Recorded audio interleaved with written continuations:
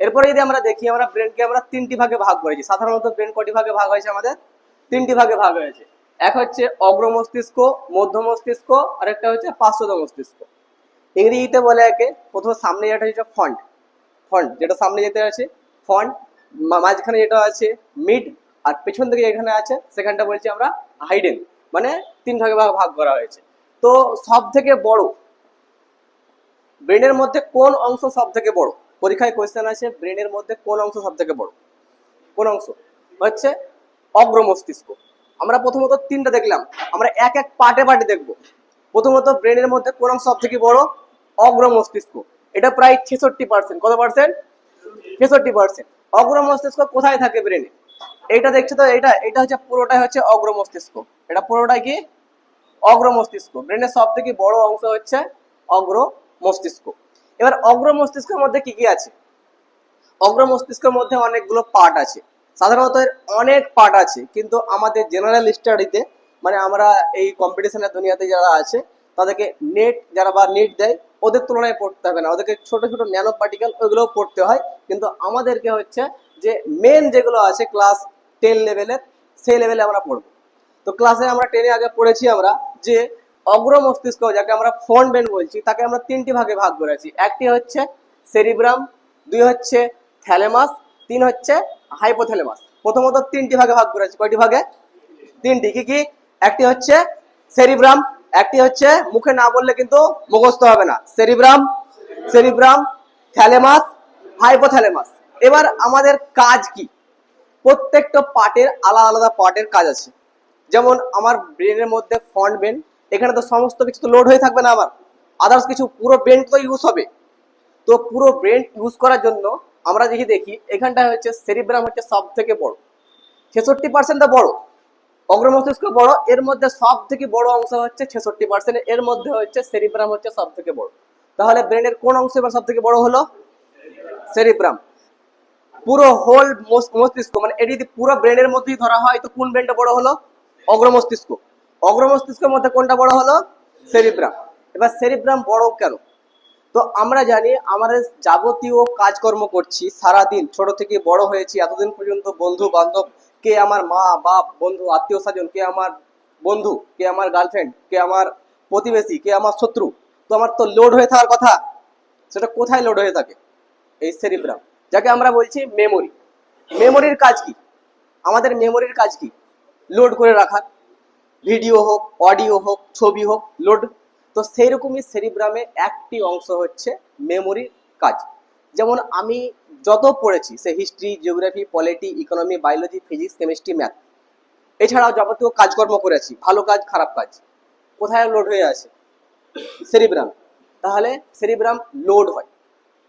কাদের load হয়? Speed. মানে আমি পড়াশোনা করছি, করাচ্ছি, আমি যদি পড়ি বেশি তো ওই কাজটা বেশি স্পিড আমার বেশি হবে। যারা পড়াশোনা করে না, সারাদিন সিনেমা দেখে, ওকে যদি একটা সিনেমা দেখে দেওয়া হয়, ওই সিনেমা পুরো সামারি 5 মিনিটের মধ্যে বলে দেবে যারা সিনেমা দেখে। কারণ ওই ব্রেনটা, ওই পার্টটা বেশি কাজ করছে সিনেমাতে। আমি পড়ি সারাদিন, আমাকে যদি কোনো একটা বইয়ে বলা হয় এই গল্পটা পড়লাম, এটা সামারি করে বলতে, আমি সঙ্গে সঙ্গে বলে দেবো। তাহলে আমার ব্রেন কোনখানটায় কোন দিক থেকে আমার মজবুত হবে সেটা ডিপেন্ড করে আমি কোন দিকে ব্যবহার করছি। আমি যদি পড়ার দিকে ব্যবহার করি, খেলার দিকে ব্যবহার করি, বা আদার্স গেমের দিকে ব্যবহার করি, আমি যেদিকে বেশি ইউজ করব সেদিকে বেশি অ্যাক্টিভ হবে। তো আমাদেরকে বেশিরভাগ চেষ্টা করতে হবে বই পড়া এবং শোনা, এই সব জিনিসগুলোকে বেশি ফলো করতে হবে। তাহলে আমরা যে কোনো জিনিস স্যার টিচার পড়াবে একবারে লোড হয়ে যাবে, একবারে না হলে দুবারে অবশ্যই লোড হবে। কিন্তু যারা করবে না, গান শুনবে, ভিডিও দেখবে, মিউজিক দেখবে, মানে এইসব দিকে থাকবে, রিলস দেখবে, তাদের ব্রেন কিন্তু কমজোর হয়ে যাবে আস্তে আস্তে আস্তে। একটা 30 সেকেন্ডের রিল যদি দ্বিতীয়বার দেখা হয়, যদি ওকে ব্যাক করি, দেখতে ভালো লাগবে না। কিসের জন্য ভালো লাগে না? কারণ আমাদের আস্তে আস্তে ব্রেন কমজোরি হয়ে যাচ্ছে। তো মেমোরি স্ট্রং করার জন্য আমাদেরকে যে কাজটা আমাকে মেন, আমাদের কাজ এখন কি? পড়া, খেলা, হচ্ছে শরীরচর্চা করা, এই কাজগুলো আমাদেরকে বেশি করতে হবে। তাহলে আমাদের ব্রেন সব থেকে ঠিক থাকবে। আর যদি এই দিক থেকে, এই ট্র্যাক থেকে সরে যাবো তখনই কিন্তু আমার ব্রেন আর কাজ করবে না। যেমন আমাকে যে পড়াচ্ছে, তোমাদেরকে পড়াচ্ছি, তোমরা এখন পড়তে পারছো। তোমাদের মতো একই সেম বয়সে যদি 60 বছরের বৃদ্ধকে নিয়ে এসে বসিয়ে দেওয়া হয় এখানে, ওরা কি পড়তে পারবে? কিন্তু ওদের এক্সপিরিয়েন্স আছে, ওরা বুঝতে পারবে, অ্যানালাইসিস করতে পারবে, কিন্তু তোমাদের কোনো এক্সপিরিয়েন্স নাই। ওদের মেমোরিতে সব যত রকম কাজ করেছে সব ওদের এক্সপিরিয়েন্স বেসিসে ওদের লোড হয়ে আছে। কিন্তু আমার ওর সঙ্গে আমার তুলনা, ওর এক্সপিরিয়েন্স আছে আর আমি পড়ে ওই লেভেলে যাচ্ছি, মানে আমি যাবতীয় জ্ঞান বইয়ের কিতাবে আছে, বইয়ে আছে, আমি পড়ছি, লোড করছি। আর ও কি করেছে, ঘুরে বেড়াচ্ছে, 60 বছর কাটিয়েছে, পৃথিবীতে থেকে আছে, নিশ্চয়ই তো জ্ঞান বেশি হবে ওর। তাহলে লোড প্রত্যেক দিন আমাদের মেমোরিতে লোড হয়েছে। একটা মেমোরি যদি 128 জিবি, কত জিবি ভিডিও আটবে? ম্যাক্সিমাম 5 দিন যদি রেকর্ড করা হয় ফুল হয়ে যাবে। তা আমাদের ব্রেন এত মেমোরি করা আছে যে কোনোদিন আনলোড, মানে এত পাওয়ার দেওয়া আছে আমাদের ব্রেন, যদি 1000 কম্পিউটারের সমান আমাদের ব্রেনের সমান। কিন্তু আমরা মনে করি কম্পিউটার সব থেকে বেশি মনে রাখে বেশি, কারণ আমরা আমাদের ব্রেনের 1% ইউজ করি না। মানে আমরা করি না, কিন্তু করি তো 100% ইউজ থাকবে। যেমন স্বামী বিবেকানন্দ আর ব্রেনের 100% ইউজ করেছে। বলছে যে একটা সমুদ্র জাহাজে যখনই যাচ্ছে, তখনই একটা বই নিয়েছিল, ওই বইটা পুরো পড়ে নিয়েছিল। পড়ার পর পুরো কারণবশত সমুদ্রতে বইটা হাওয়ার ছাপতে বা সমুদ্রের ঢেউয়ে পড়ে গেছিল। যার কাছ থেকে বইটা পড়তে নিয়েছিল সে বলছে আমি বই লিখব। তো করে নিও কি, বলছে তুমি চিন্তা করো না, আমি বই লিখে দেবো। তো স্বামী বিবেকানন্দ ঠিক একই সেম লাইনের বই লিখে দিয়েছিল। কিসের জন্য? ব্রেন পাওয়ার ভালো ছিল। এরকম 18 বছরের কিশোর কবি রবীন্দ্রনাথ ঠাকুর অনেকজন আছে, ওদের এরকম ভাবে বেসিসে কি করেছিল, ব্রেনকে ঠিক করেছিল। তো আমাদেরকে ব্রেন ঠিক করতে হবে, আমরা নিজেই করব। আমাদের ব্রেন আমরা ইউজ করব, ভালোভাবে ইউজ করলে ভালো হবে, খারাপভাবে ইউজ করলে তোমাদের খারাপভাবে যাবে। এরপরে দ্বিতীয় দেখে আসি আমরা হচ্ছে ইমোশন। ইমোশন কি? আমাদেরকে কেউ যদি বকে তো একটু ইমোশন হয়, কেউ দুঃখ দিলে পরে, কারো ব্রেকআপ হয়ে গেছে, বাড়িতে মাকে মোবাইল চাইছে, টাকা, আইফোন কিনবো, তো হচ্ছে ইমোশনাল। এগুলো কি? তুমি কোচিং এ আসতে চাইছো না, কান্না করছো, ইমোশনাল। কোথা থেকে আসে এগুলো? এগুলো সেরিব্রাম থেকে আসে। Emotional attach. কারো যেমন হচ্ছে গার্লফ্রেন্ড এবং বয়ফ্রেন্ডের সঙ্গে ব্রেকআপ হয়ে যায়, তখন কান্না করে কেন? কারণ একে অপরের সঙ্গে একটা ইমোশনাল থাকে। মার সঙ্গে ছেলে সন্তান, ছোট বাচ্চা, একটা ছোট বাচ্চাকে ধরা হয় যদি 5 থেকে 7 বছরের শিশু একটু সরে চলে যায়, বাচ্চা ছেলে কাঁদতে শুরু করে দেয়।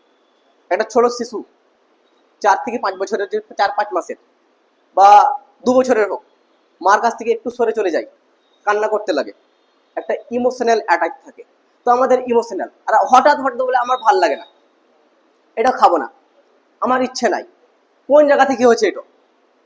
তুমি বলছো যে আমার করতে ভালো লাগে না, মানে তোমাকে এটা করাছে। তোমার ব্রেন এত কমজোরি, তোমাকে আদেশ দিবে, তুমি শুনে নেবে আমি করবো না। তোমার বলছে, ব্রেন বলছে আমি এই ক্লাসটা করতে ভালো লাগে না, এটাও তোমার ব্রেনের সেরিব্রাম বলছে, তোমার ইমোশনাল যে স্যার ভালো লাগে, তা সত্ত্বেও তুমি বলে হ্যাঁ ভালো। তোমার ব্রেনকে তুমি আদেশ দিবে, ব্রেন তোমাকে আদেশ দিবে না। আমি আমার ব্রেনকে কাজ করিয়ে নেব। যেমন একটা বাড়ির মালিক রাজমিস্ত্রি দিয়ে আসে লেবার, তো কি করবে? বসে থাকায় ছেড়ে দেবে? কাজ করিয়ে নেবে।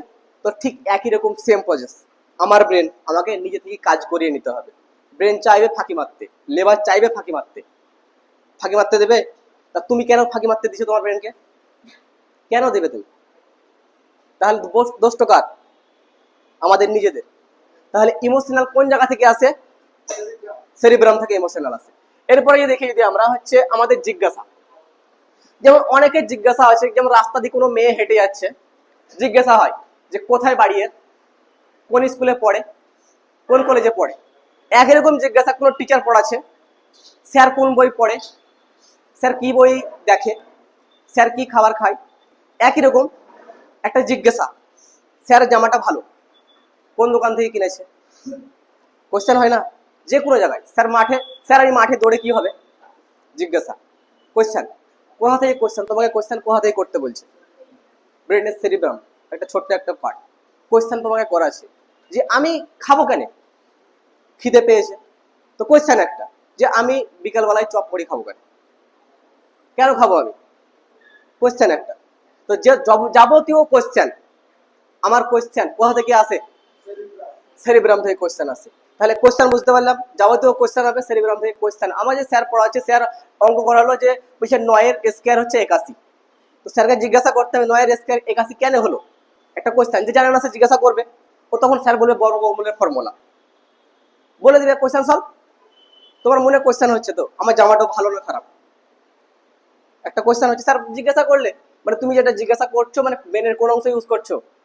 সেরিব্রাম ইউজ করছো। আর তুমি যদি পরীক্ষায় স্যার বা ক্লাসে স্যার করিয়ে যাচ্ছে, কোনো তুমি কোশ্চেন করো না, মানে তোমার সেরিব্রামটা কি করছো? তুমি রেস্টে রেখে দিয়েছো যে আমি কোনো কোশ্চেন করব না। তাহলে রেস্ট রাখার দায়িত্ব কার? তোমার। খাটিয়ে নেওয়ার দায়িত্ব কার? তোমার। এবার পজিটিভ এবং নেগেটিভ যেদিক চার্জ করবে তোমার সেদিক বেনিফিট হবে। এরপরে হচ্ছে চিন্তা। আমরা চিন্তা করি, ধরো যেমন হচ্ছে আমি মাস্টার্স করছি, মাস্টার্স করার পর নেট সেটে দেবো, নেট সেট দেওয়ার পর কলেজের অ্যাসিস্ট্যান্ট প্রফেসর হবো, হতে পারবো কি পারবো না, একটা চিন্তা। তারপরে কারো কারো চিন্তা হয়েছে আমি একটা মেয়েকে ভালোবাসছি, আমি যদি চাকরি না পাই তাহলে ওর বিয়ে হয়ে যাবে, বিরাট চিন্তা। আমাদের সময় যখন আমি এসএসসি জিডি যখন পড়তাম বা মানে এই সেন্ট্রাল ব্যাংক যখন দৌড়তে যেতাম, তখন অনেক সঙ্গে দৌড়তো। ওদের একটাই মানে লক্ষ্য ছিল যে আমরা চাকরি পাওয়া মাত্র বিয়ে করব, ওই মেয়েটাকে দেখে রেখেছিল সব, কেউ চাকরি পায়। এরকম অনেকজন আছে যে আমি চাকরি পাওয়া মাত্র যা বলে ওই মেয়েটাকে বিয়ে করে নেব, ওরা এখনো কেউ চাকরি পায়, এখনো দৌড়ছে। দেখতো কি চিন্তা। যেমন কোন বইটা পড়লে ভালো হবে, কোন কোচিং এ গেলে ভালো হবে, আমি কিসের জন্য খারাপ, একটা নিজেকে চিন্তা করছে। ব্রেনের কোন অংশ থেকে ব্যবহার করছে আমাদের? সেরিব্রাম। তাহলে আমি সেরিব্রামের মেন চারটি জিনিস বললাম। সেরিব্রামের চারটে হচ্ছে, একটা হচ্ছে ইমোশনাল, একটা হচ্ছে মেমোরি, একটা হচ্ছে জিজ্ঞাসা, একটা হচ্ছে চিন্তা। তো ব্রেনের সব থেকে বড় অংশ 66% অগ্রমস্তিষ্ক। অগ্রমস্তিষ্কের মধ্যে সব থেকে বড় অংশ সেরিব্রাম। সেরিব্রামে যাবতীয় প্রবলেম সলভ হলো। আমাদের প্রতিদিনের প্রবলেম হয়ে থাকে এগুলা। কেউ প্রত্যেকদিন না প্রত্যেকদিন মেমোরি লস, কাল কি পড়িয়েছে ভুলে যাচ্ছি। কিসের জন্য ভুলছে? রিভাইজ করে না। রিভাইজ না করলে কেউ পড়ে থাকবে না। আমি পড়াতে এসেছি, পিপিটি বানিয়েছি, এগুলো তো আমাকে রিভাইজ করে আসতে হচ্ছে। এরপরে আমি আজকে বায়োলজি পড়াচ্ছি, কালকে আমি জিওগ্রাফি পড়াবো। আমি কি কম্পিউটার? Computer same. আমাকে তোমাকে 2 ঘন্টা পড়ার জন্য আমাদেরকে 4 ঘন্টা খাটতে হচ্ছে। তা তো আমাকে 4 ঘন্টা কাটতে হয়, তোমাকে 8 ঘন্টা করতে হয়, কারণ তুমি নতুন।